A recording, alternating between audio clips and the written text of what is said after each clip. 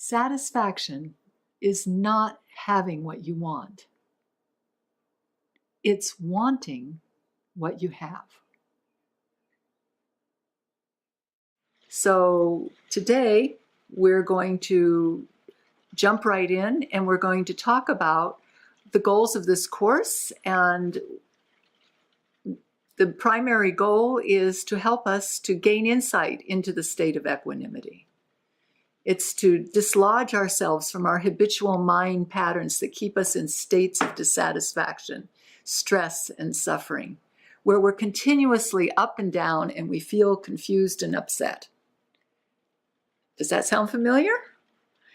It's an opportunity to free ourselves from our demons, or as in the Buddhists call it, obscurations. It's an interesting term, obscurations, because basically, there's no negative hint to that meaning.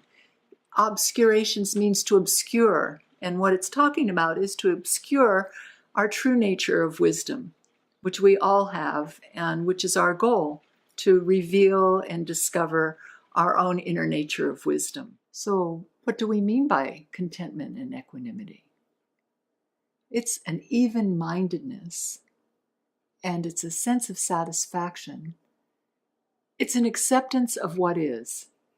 And by being able to accept what is, by being able to drop judgment and drop bias in the way we see the world and in the way we see people, it frees us, it liberates us to be able to see things in a very clear way that helps us to be so much more effective in the decisions we make and in the way we live.